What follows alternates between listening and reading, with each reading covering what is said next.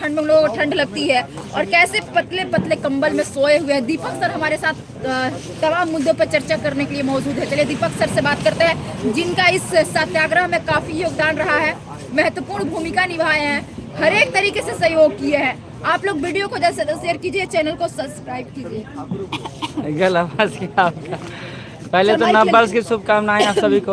और ये नया साल हम लोग के लिए ना कुछ नया लेकर आएगा, इस उम्मीद के साथ हम लोग अभी खड़े हैं गर्दनीबाग में, इसलिए क्योंकि यहाँ के बच्चे जितना सफ़र कर रहे हैं उतना भी भारत के कोई बच्चा सफ़र नहीं कर रहा होगा।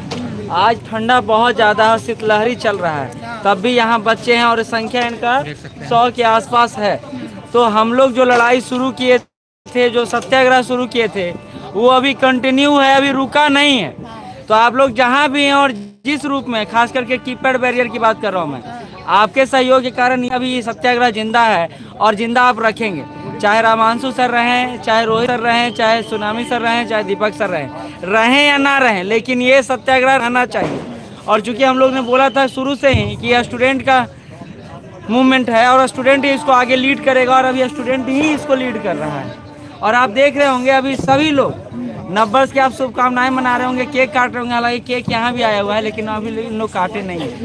हम लोग को नववर्ष में ये शपथ लेना है कि अगर री एग्जाम नहीं होगा तो सरकार को वोट नहीं करेंगे। हमारा यह सिंपल सा मोटिव है कि हमारा री एग्जाम किसी भी हालत में होना चाहिए। हम लोग पिछले 15 दिनों से, आज 15वां दिन इंटर कर गया है, 15 दिनों से लगातार यह प्रयास कर रहे हैं कि हमारा मांग कैसे भी सुना जाए। अब तो नेशनल लेवल पर, इंटरनेशनल लेवल पर और रीजनल लेवल पर, तीनों ही लेवल पर हमारी बातों को लेकर चर्चा हो रहा है। लेकिन मुंह क्यों नहीं खोल रहा? नीतीश कुमार सर पता नहीं क्या हो गया उनको, या तो इधर मुंह खोलना बंद कर दिए हैं या हमारे मुद्दों को लेकर बात करना नहीं चाहते हैं। हम लोग लगातार नीतीश कुमार जी के सामने भी आज एविडेंस भी दिया गया कल ही कि हमारी मांगों को सुना जाए, माना जाए, और एविडेंस के आधार पर उन्होंने बोला पेपर लीक कैसे होगा। तो आज देखोगे राम ने पूरा पर्चा दिखा दिया है कैसे 1 बजे पेपर वायरल हो रहा है। कई सारा सेंटर पर मिसमैनेजमेंट हुआ। बापू परीक्षा परिषद तो एक उदाहरण है, बिहार के कई सारे सेंटर हैं जो इसके साथ साथ उदाहरण है। तीसरी और महत्वपूर्ण बात, आप लोग स्केलिंग की बात कर रहे हैं। अच्छा एक चीज बता दीजिए हमको जो ऑनलाइन में उपस्थित हैं, स्केलिंग में, परसेंटाइल में या नॉर्मलाइजेशन में ज़्यादा अंतर क्या है? आप कैसे भी कुछ भी करें, मैटर वहीं पर पहुंचेगा। तो 6 तारीख को जो आंदोलन हुआ तो फिर बेकार जाएगा, आपका नोटिफिकेशन बेकार जाएगा, सुप्रीम कोर्ट का गाइडलाइन बेकार जाएगा। तो हम लोग को यह मानना है कि बीपीएससी खुद कंफ्यूज है और छात्रों को स्केलिंग के आधार पर फिर से कंफ्यूज कर रही है। तो ये सोचना होगा कि हम लोग कैसे संस्था के लिए ये काम कर रहे हैं लोग, कि उनको पता ही नहीं है कैसे चलाया जाए सिस्टम को। वो कंफ्यूज हो रहे हैं, छात्र कंफ्यूज हो रहे हैं, फिर आगे जाके बोले हैं कंफ्यूजन कहाँ से शुरू हुआ।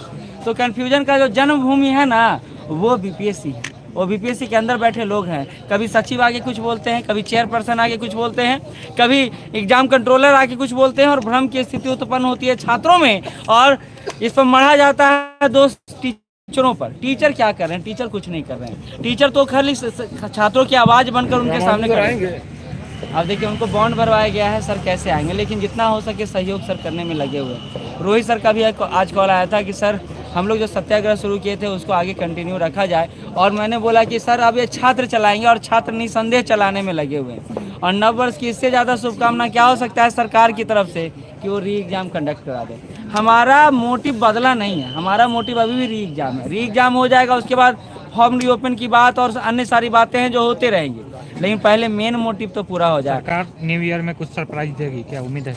सरकार से हमेशा उम्मीद है, और कई सारे लोग बोलते हैं कि सीएम नीतीश कुमार से इतना उम्मीद क्यों बनाए हुए हैं? क्योंकि बीपीएससी तो देख नहीं रही है, सरकार का कोई मंत्री सुन नहीं रहा है।